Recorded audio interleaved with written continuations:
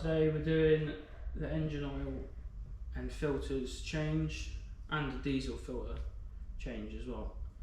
Obviously I think it was done when we bought it, so we were told, but we're going to check it again now and do it all properly ourselves because we have done a few miles since we've bought it now, and just so we know it's all fresh for the trip. So 17mm socket. I just had to get Tristan to crack it for me because it was a bit tight for me, but I probably could have done it with a long bar. So yeah, just gonna drain the oil now.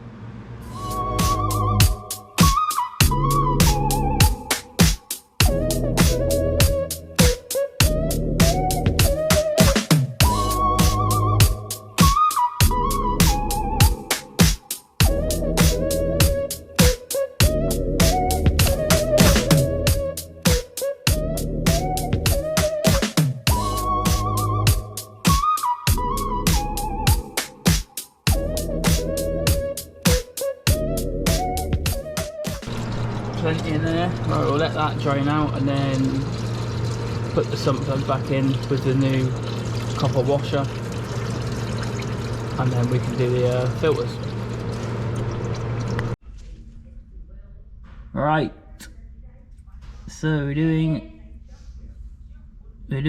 the fuel filter, which is in the rear driver side wheel arch. Just got to take this cover off and then you should be able to unscrew said filter and then screw new said filter onto here and then put the cover back on. Should be not too bad. I'm gonna lose a little bit of fuel probably, might siphon it back in if it's clean. If not, I'll probably just bin it, save getting any dirt into the system again. But yeah, so I'll undo the little bolt. I think there's only that one on there, and then hopefully that cover will come off and we can unscrew the filter.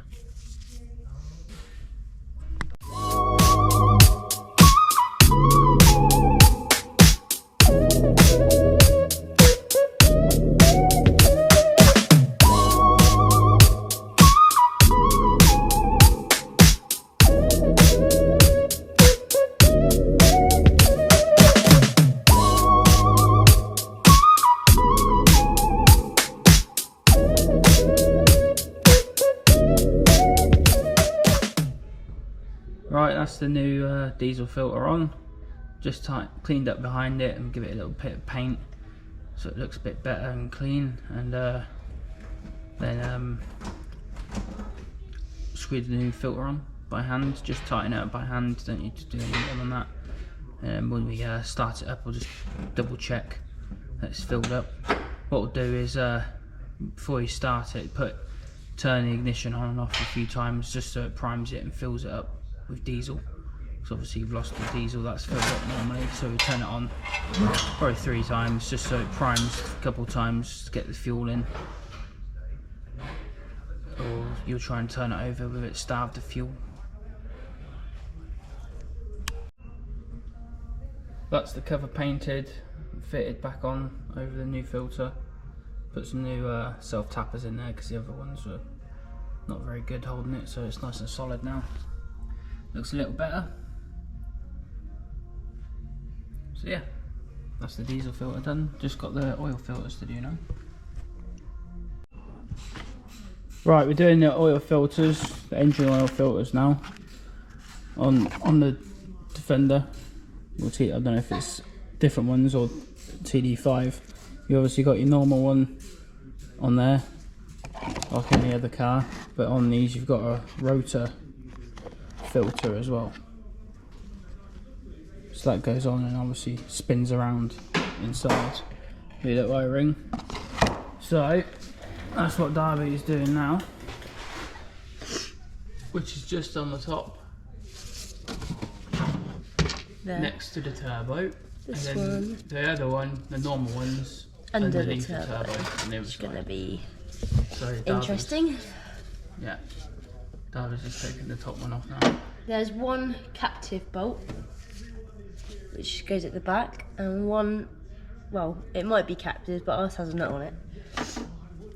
So, well, ours does anyway, so if you wanted to know, 10mm socket, that should come out.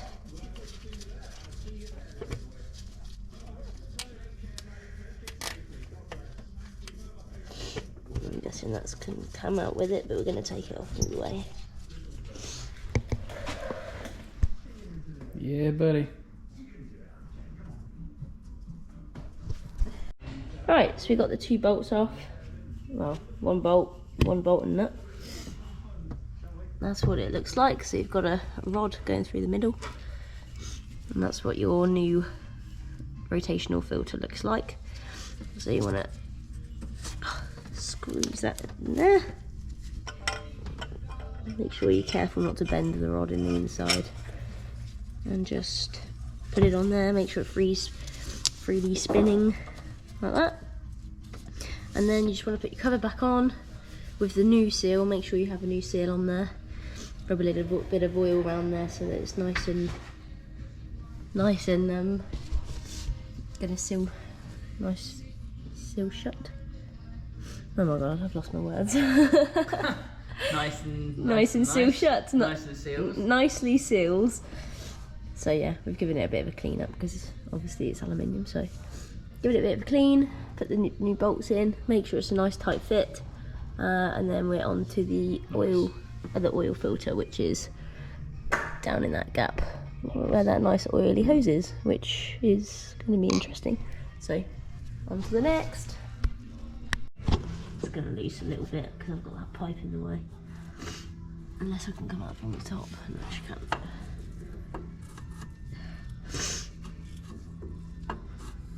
Where are we going? What am I stuck on?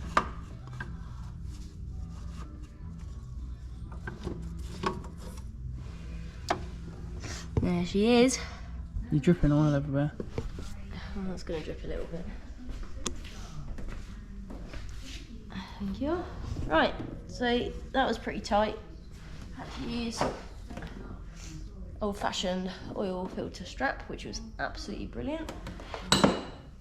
Had to be a little bit careful as for that oil pipe underneath. And you do have to get it out on a bit of an angle, so expect to be a little bit of mess, but it's out. Shove the new one on. Probably fill it up with a little bit of oil so that it's less to prime. And then see how we get on. Precision. Wow, it makes you look like you've got really big hands. I have. Oh yeah. You know what they say? Big gloves? Yeah. Right, that's all the oil topped up.